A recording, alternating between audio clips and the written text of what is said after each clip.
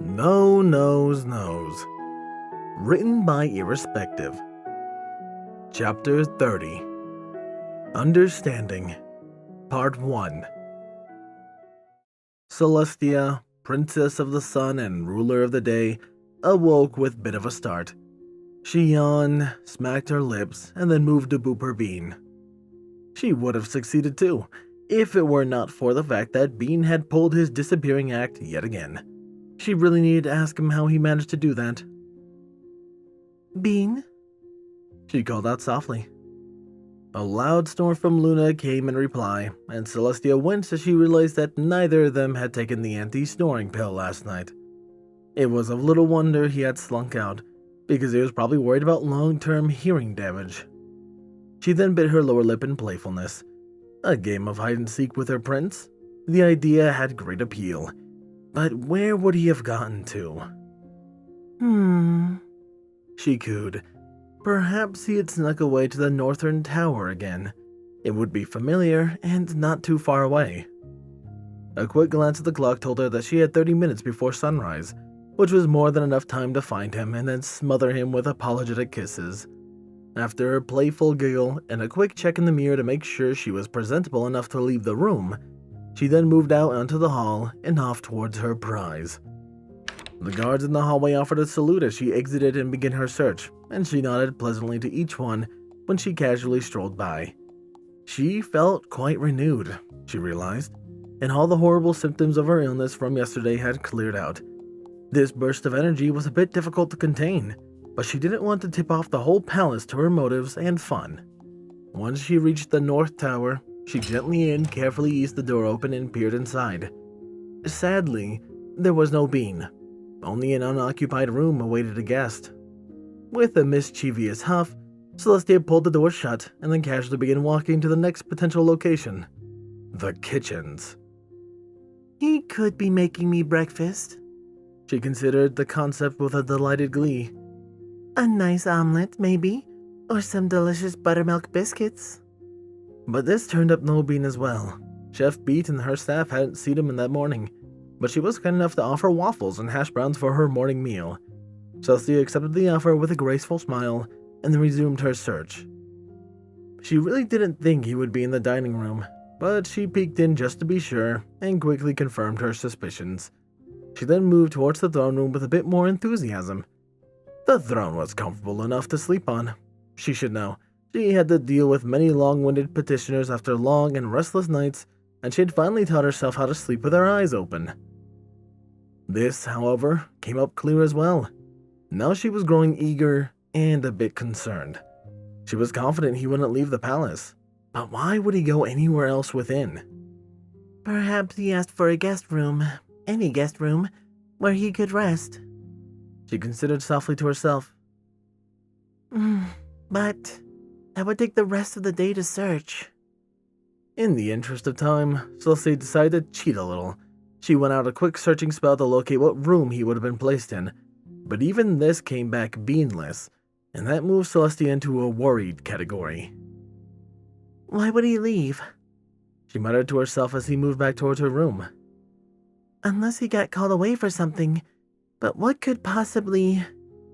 She then had a sudden realization, and she smiled deeply to herself. There was one other place he could be. Somewhere somewhat quiet, yet close enough that he could respond quickly if he needed to. The balcony. She opted for a teleport spell this time, and she was quite pleased to find her assumptions had been correct. Her marvelous Bean was near the far edge, his body facing east and his head near his hooves. Her poor husband had fallen asleep while standing, and Celestia imagined he was going to be a bit sore once she woke him up. She giggled a little while sliding up next to him, and she started to gently nip at the base of his neck. His tail flicked, and a soft moan of happiness gurgled out of his throat. So, she slowly began moving up towards his cheek. His head rose as she moved upward, and a pair of puckered lips awaited her once she reached the top. She took the invitation, but teased him with just a quick peck, and he let out a moan of sadness out before blinking his eyes open. Saucy attempted to make a word out of Bean's moan before another light giggle. Do I think that means you were expecting more? I was, he simply replied. Well, you imprudent stallion you. I don't just kiss any pony, she said as she retreated back and stood at her full height. She tried to look stern, but the playful smile that tugged at the corner of her mouth gave away her true feelings as she continued. I am the Princess of the Sun, after all. I have very exacting demands, and no stallion has been able to measure up. I reserve my affection for those who are deserving of it, those whom I trust and care for. I refuse to let my royal lips... Bean wasn't going to wait for her to finish her speech. He simply reared up, and in one swift move, he locked his lips with hers and wrapped his arms around her neck.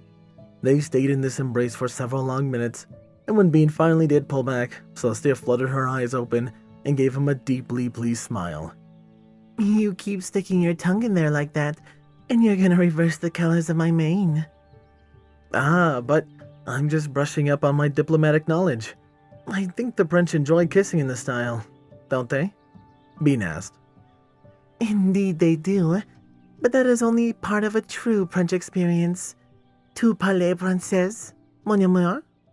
Sadly quipped, her transition to French flawless. But Bean was not to be outdone without a fight on this one, and he smiled deeply. On se merce à l'école secondaire, it's yet pour impressionner en filet, he said, and Celestia smiled deeply. His words were choppy, provincial, boorish, and he was speaking through his nose, but it was respectable for equestrian standards at least. In time, he could stand up to a diplomatic scrutiny, with some tutoring. This was a prospect that made her extremely giddy. Pour un filet, comme si es romantique. Ça n'a pas vraiment... something. Oh, whatever. The phrases for it didn't work out. Quel dommage, Celestia said softly. And her loss is my gain. Is that what it is? I haven't really spoken it since then. I'm probably giving the pronunciation a slow and painful death. Not quite that bad. You could pass as a better than average tourist, but for what we do, I will need to. She snuck in so close that her breath tickled the fur in his ears. Give you a few lessons. How her heart leapt when his breath hitched and shuddered at her words. It was a completely new and wonderful take on the phrase hanging on her every word. And how would you do that? He whispered. I would start with your pronunciation. You should speak slowly but confidently, much like how you would add spices to a simmering pot. Each word should be finely seasoned and dressed, and served in the most delectable manner possible. Could you give me an example? I always do better if I can hear it as opposed to reading it. Celestia took a brief moment to deeply breathe in the scent of her beloved, and with his unique blend of elven herbs and spices on her mind, she offered her deepest and truest feelings to him. Mon ami plaisir, vous n'avez qu'à dire combien j'adore votre passion et votre fier. My dear, your whispered words taste like the purest golden honey to me, Bean softly replied as she giggled and she watched his hair stand on end and his face flush with pleasure before he continued. I have never realized before how the fullness of your syllables and the elegance of your tone set my world alight. Even your lilts, oh sweet harmony, how your lilts make me ache for you to say more. Quand nous nous embrassons, je suis à nouveau un junjun ma vie. She cooed into his ear. Tu me ferais frémir suffire pour ton amour. Dites que vous serez et moi. Celestia knew he had only comprehended half of her words at best, but the magic of her love and her voice had more than made up for the gaps. He really could offer one simple and breathless response to her. Oui. Her wings gently enveloped him in a deep, feathery bliss. Ma moitié. His green eyes shone as deep as the waters on the coast of Marseille back to her as he leaned close and simply stated, Ma ange. My stars, I am trying to get over being sick and I wake up to this. Luna stuck her wet tongue as she strolled up to them. The moment was broken but far from forgotten, and the two lovers moved back to a neutral stance with a chuckle before her desired wings settled once again into its familiar place across his back. Well, you fell asleep in my room, so it's your own fault, Sister replied with another quick kiss for her prince. It probably is. So, In the interest of not interrupting this moment any further, and to aid my own recovery, I'm going to lower the moon and then go to my bed. You two can do whatever you want, just leave me out of it. We will. Don't worry. Bean simply watched as Luna took a few steps past them to do her work. She gave him a quick smile as she did so, and Bean felt his awe grow anew as her magic gently moved up and touched the moon. "Sally?" he whispered while Luna slowly began moving her heavenly object below the horizon. "May I ask you something?" Of course. What is it? Is the magic that you used to move the sun the same magic Luna is using now? It is, but the technique is different. When I raise the sun, I have to use a more forceful and heavy touch, if you will. The moon is... Oh, I hate to use the word delicate, but that's really the approach you must take with it. If I held it up like I did with the sun, I would fling it clear across the sky, and the night would last for 5 seconds. The moon is delicate, Bean. Luna motioned with one hoof for him to come over to her. Its purpose is to provide serenity and peace, introspection and revelation. There is a reason poets don't use the sun when they speak of self-discovery. In the day, one performs their labors, and their minds is consumed with the needs of the now. Night allows a pause, a moment to see beyond. The pressure of the day is lessened and the mind is able to clear. Memories are more vibrant, and the pleasures of the past can easily be recalled. Her wing moved over the top of him, and as she finished floating the moon behind the mountains, she turned and gave him a smile. And this works for all, be they pauper or princess. Thank you, Bean, for allowing me to see that again. See what again? Something I needed to see. A memory from long ago. Your love for my sister will have a far-reaching impact, whether you know it or not. Keep loving her, and you will bring out great things. He nodded with a hint of a blush, and Luna gave him a larger smile before releasing him. Luna then took flight, and Bean trotted back over to Celestia with a bit of a worried look. It is okay that she... That was a friendly hug, nothing more. Celestia replied with a grin. You need not fear sharing the bed with 2 of us again, unless we should come down with the flu in the future. This was simply her way of accepting you as family. Okay, he replied in relief. I need a few lessons in that arena too. I do believe I can help you with that. So, may I safely assume at this point that you're feeling better? He asked as her wing moved again over him and gave him a squeeze. I feel marvelous. Celestia purred while she lit her horn and began to raise the sun. Thankfully, I think I got the 24-hour version of the flu. I'll still have Dr. Windfeather do a quick check to make sure, but I think she'll say I'm just fine. Good. I'm sure the staff will appreciate your recovery as well. They'll appreciate me not getting them sick. Celestia said with a laugh. But did you get any sleep at all? Here and there. I wanted to still be nearby if you needed me, but between you and Luna snoring, I thought I'd wander into a sawmill. Out here, it wasn't so bad. Not a very comfortable place, though. Yeah, not so much. He chuckled while the sun began to warm his ruffled coat. But, since you are feeling better, it was worth it. I will make sure to take 3 pills tonight to make sure you get the rest you need, she said with a quick boop. Do you feel rested enough to accompany me for breakfast? I think I can handle that, yes. Good. After that, we'll go over Wisteria's notes, and you can tell me about Day Court. Bean was sure he was going to explode. Really, he was going to literally explode. Alright, maybe not literally, but if he doesn't say something soon... So, this is the only petition you looked over by yourself? Celestia asked as her magic sorted the papers again. It is. Bean whined. Celestia glanced at him with what she thought was a disapproving look before turning back to the papers. You came up with this all on your own? Well, no, he replied. Wisteria and Discord helped me decide what to do, he stated before writing himself. But it was my call. And Discord now wants you to attend his tea dates with Fluttershy. Yes, Bean cringed. Depending on what's happening here, of course. I will own up to my actions, no matter what.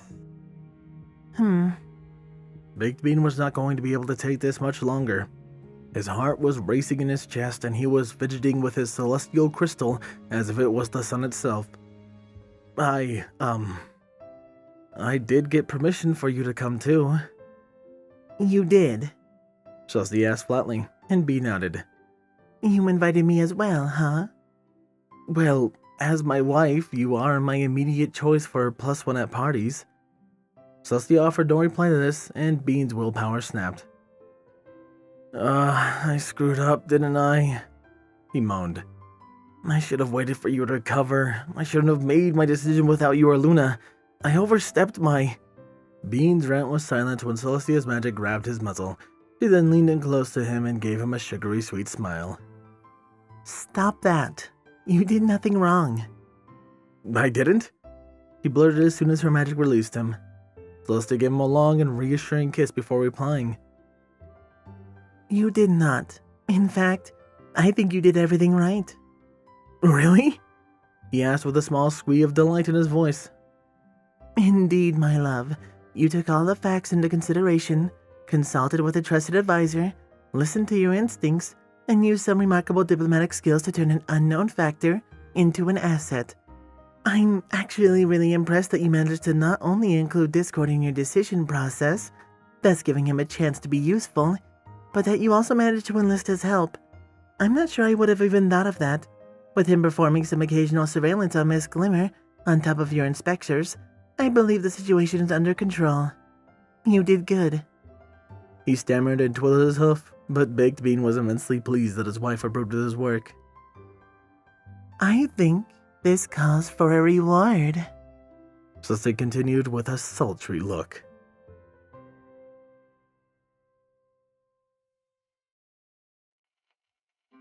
I am so sorry to any of those that speak French, cause wow, I did the best I could. I think I spent more time listening to the Google Translate pronunciation and attempting to recreate it than I did doing this actual reading.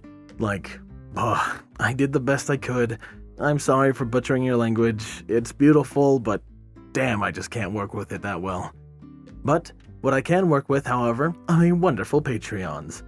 Thank you, my Tier 1 Chase LeMaster, Jason, Squall, Windfeather, Lunar Gaze, 8th Day of Night, Starlight, Blaze, Hyperlink, Night and Game, Brain Flicker, Redeemer of Dark, and Dreamless Portal. My Tier 2s, Captain BlueShadow, The Animated Ghost, HKH4, aka Texture, Sword Brother and Mordred, Nocturne, DJMX 2000, Papa Lennon, and Can Panzer. And a large thank you to my Titan tiers, Dark Guardian, Maverick, DanishDash, and Silent Titan. I appreciate your guys' support so much, and it means a ton to me. That aside, however, this has been Firehearth. Have a wonderful new year.